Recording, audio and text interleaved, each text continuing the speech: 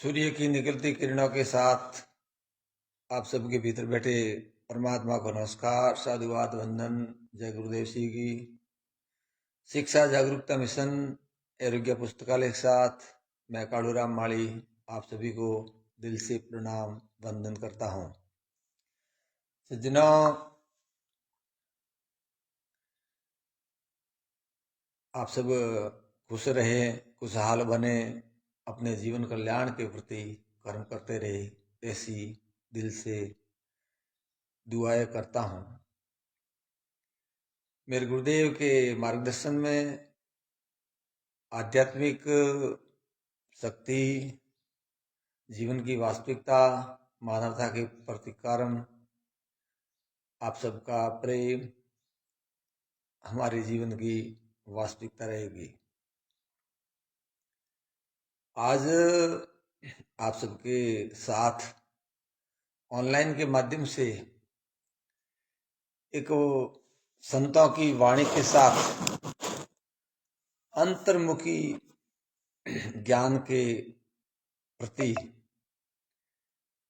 कुछ वाणी की पंक्तियां प्रस्तुत की जाएगी, जिसमें हम सबके भीतर जीवन की वास्तविकता, गॉड इज गिफ्ट जिसे हम परमात्मा कहते हैं, उनका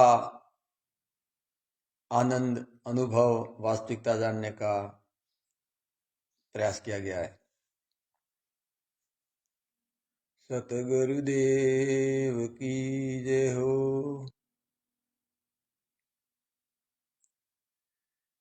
प्रेम बिना धीरज नहीं, धीरज बिना वैराग, सतगुरु बिना पावे नहीं मारज मोरी खाज।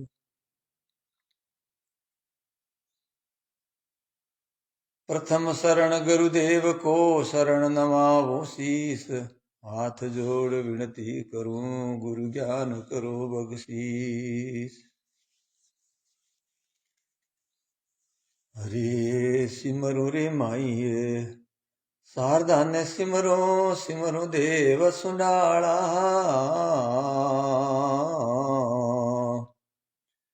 सन्मुख देव सदा थने सिमरो, मगन रे वो मत वाला रे वाजे मारे, गिगन मंडल घड़ियाला।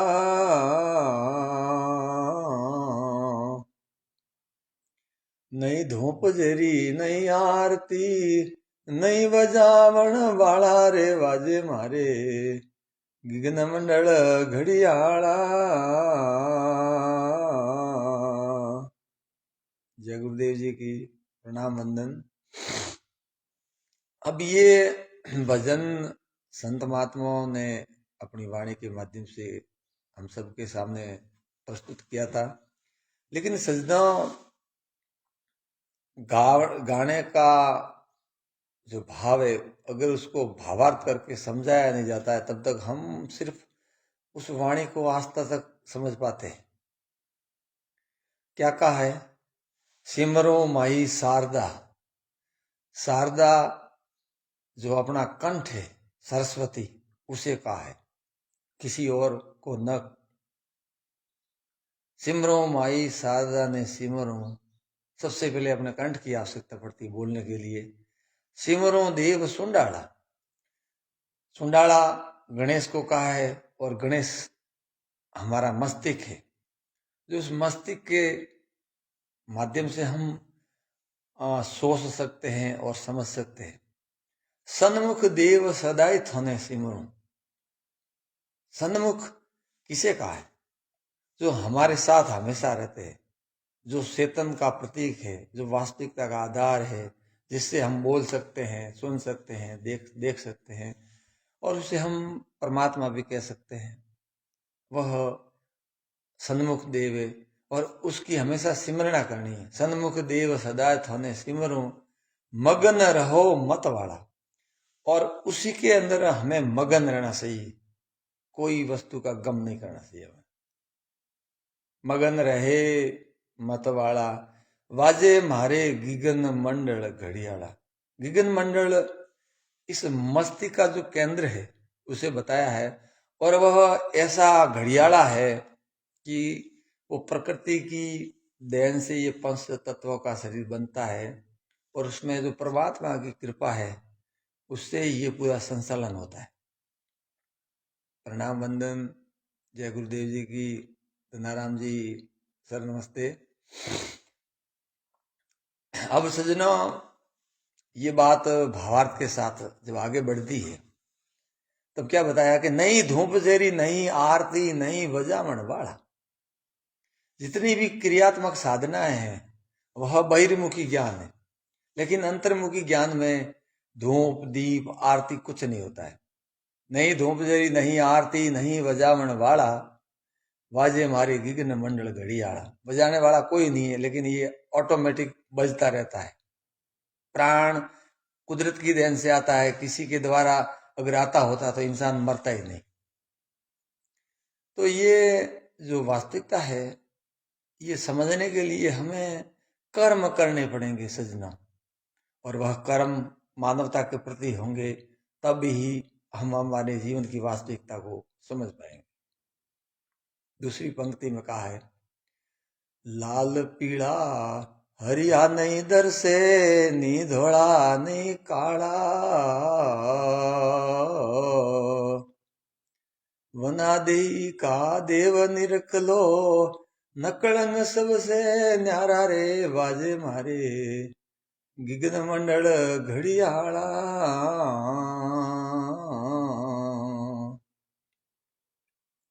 लाल पीला हरिया नी दर से, नी धोड़ा नी काला। उस चेतन पुरुष का कोई रंग रूप नहीं है, कोई लाल है, न पीला है, न हरिया है, न धौड़ा है, न काला है। ये हमारे मनुष्य की सोच के ऊपर हम किसी रंग को अच्छा मानते, किसी को बुरा मानते, लेकिन परमात्मा के घट भीतर दिल में कर्म साफ होने से, बाकी उसका इससे कोई मतलब नहीं है। वना देही का देव निरखलो, और उस परमात्मा की कोई देह भी नहीं है। ये देह मानव तन की है। जब प्राण निकल जाता है तो इस देह को पंच तत्वों में विलीन किया जाता है, लेकिन परमात्मा अजर अमर अविनाशी। नहीं धूप जेरी, नहीं आरती, नहीं बजावण वाला। सजनों, कर्म करने हैं तो ऐसे करो ना जिसकी कोई क्रियात्मक क्रिया न हो। जो मानवीय कर्म होते हैं उसमें निस्वार्थ भाव से निष्काम कर्म योग भाव की भावनाओं से कर्म किए जाते हैं। उसमें पद प्रतिष्ठा मान सम्मान कुछ नहीं होता है, क्योंकि मनुष्य का पहला धर्म है मानवता के साथ कर्म करना। तीसरी पंक्ति में कहा है, हे सासा हुए जने, भरम नानी व्यापे, राम भजन मतवाला।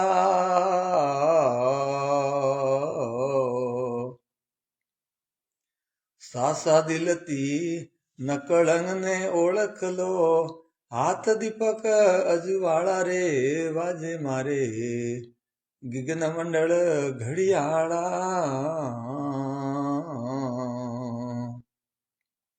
जो दिल के साफ है उसको कोई भ्रम पैदा नहीं होता है, क्योंकि उनको इस दुनिया से क्या करना है। आया है सो जाएगा, राजा रंक फकीर, जाना सबको है, मृत्यु तय है। तो ऐसे ही कर्म करें जो इस मानवता के काम आए और उससे हमारे जीवन का भी भला हो। तो उसमें कोई भ्रम नाम की चीज पैदा ही नहीं होती। भ्रम किसे पैदा होता है? जो बुरे कर्म करता है, अमानवीय कर्म करता है, उसे हमेशा संदेह रहता है। लेकिन जो परमात्मा के प्यारे हैं, दिल के दीवाने हैं, मानवता के यारे हैं, उनके लिए कोई भ्रम नाम की वस्तु इस दुनिया में नहीं। और वह किसी आम व्यक्ति से या देश के सबसे प्रथम नागरिक से बात करते समय एक ही भाव रखते हैं।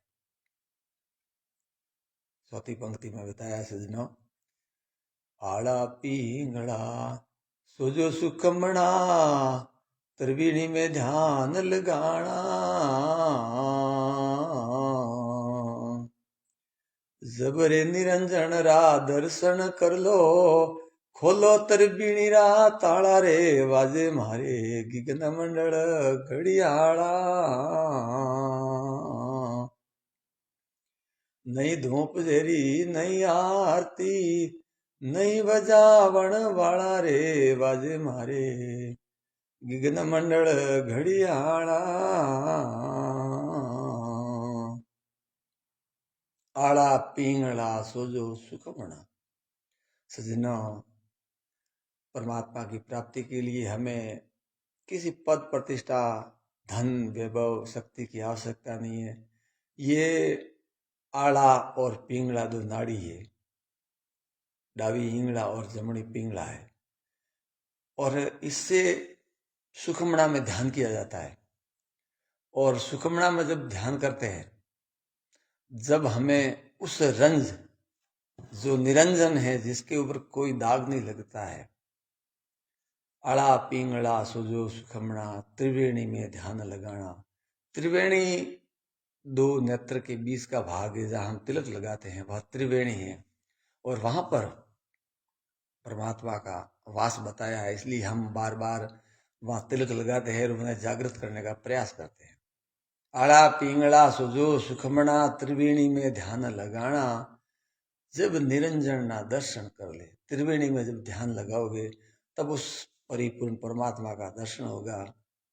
और किस प्रकार होगा सज्जनों, जैसे हाथ में दीपक लेके हम अजुआ प्रकाश किस तरह करते हैं, इसी तरह प्रत्यक्ष परमात्मा के दर्शन होंगे, और वह हम सब के भीतर, कहीं बाहर नहीं।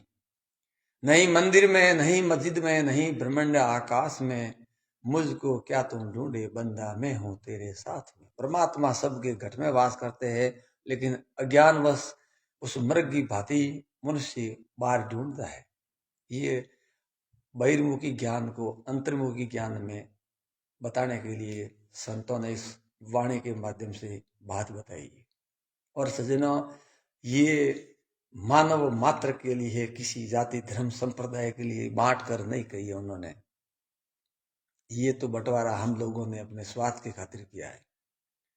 अंतिम पंक्ति में बताया है, हरे सायब सब घट व्यापी रया, नहीं किसी से न्यारा।